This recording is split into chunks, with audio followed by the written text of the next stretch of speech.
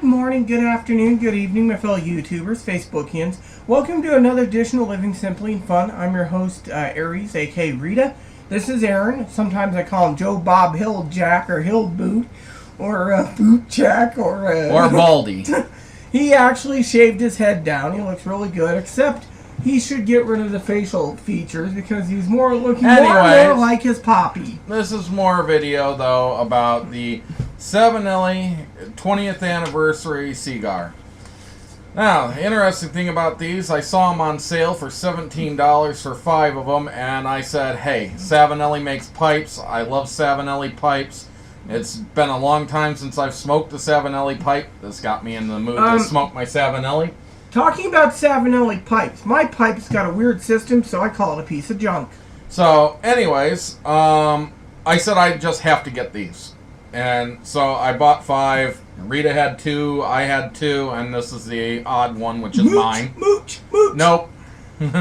So, anyways, this is a review of the Savinelli 20th anniversary. First thing I want to say is that's kind of a navy blue, but it doesn't show up very well. It's actually a very beautiful looking band with silver and white mixed in. It is 2-part band. The bottom one just says 20 years on it. And, well, we'll get into the review. So, let's break out of the review. For the basic, the smell off the wrapper, I picked up almost nothing off of it. However, on a return, it's kind of a slightly musky, but I do like it. Smell for me was hay and alfalfa. That's all I picked up in it, and it's the same as it is, hay and alfalfa. For some reason, that's all I was picking up when I was smelling this 20th anniversary cigar. And by the way, so you all know, since Aaron disappeared, this cigar is like a rare treat because you can't find 20th anniversary. 6 cigar shops that had them sold out. Yeah, I've looked for these again since I got them last month, and I have not been able to find them again. So I just gotta ask. It seems a rare treat. What were you doing in there? Digger. Oh, so we had a little moppy digger digging on. Yeah, we got the old food on the bottom, and it's one of those refillable. Yeah, it refills itself. It goes down. So he decided he had to dig for the new food, and I had to put it up because I don't want to try to dig it all out. There he is. You want to pick him up, show him on video? No, he's been seen in the videos plenty of times. So, anyways, when I first lit it, I had a kind of oaky flavor to it. There were some earth tones, some peat flavored, some grain. It was semi-sweet, kind of like wheat flour is. It has a nice zing on the tongue while drawing, and a nice firm ash, very even burn, and didn't need any touch-ups during the first third. For the light up, since I have to do light up and first third, I was picking up hints of barley, hops, and peat moss, so that peaty flavor was there.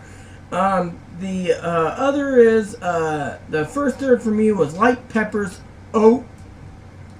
oats, as in like oatmeal, and cedar tastes.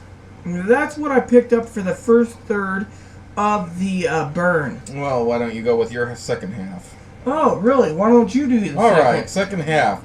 The flavors seem to have gotten a little stronger in flavor during the second half, but remain pretty much the same.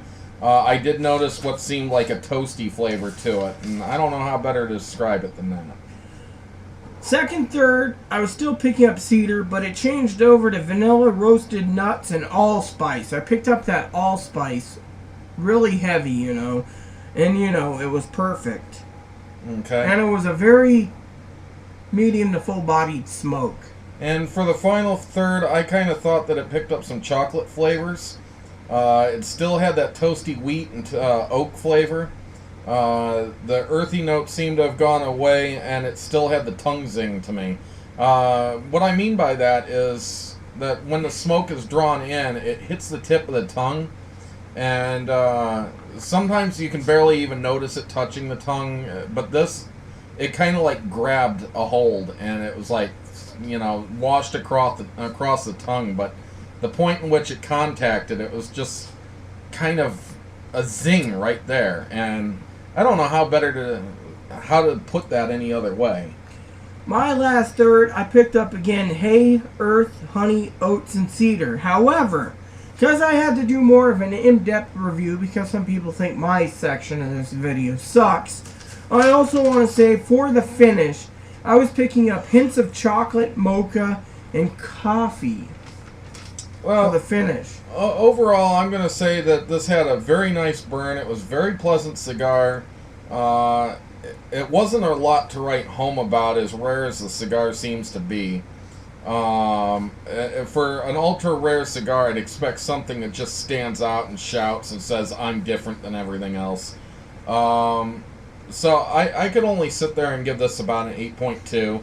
I would buy it again due to its rarity if I could find it at that price again. But if I found them, say, for $50 for 5, I wouldn't buy them.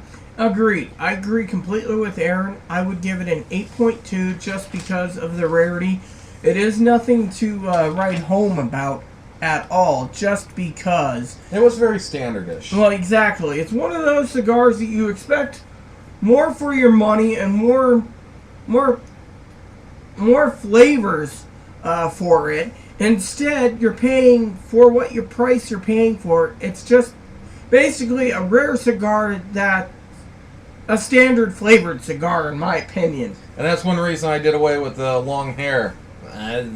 You get it in your mouth sometimes, and well, that's you. I'm a girl, so I need it. So, anyways, there you have it, an 8.2. So, please add and subscribe if you like. Please post comments, leave feedback, and suggestions. Thank you, and may God bless the world.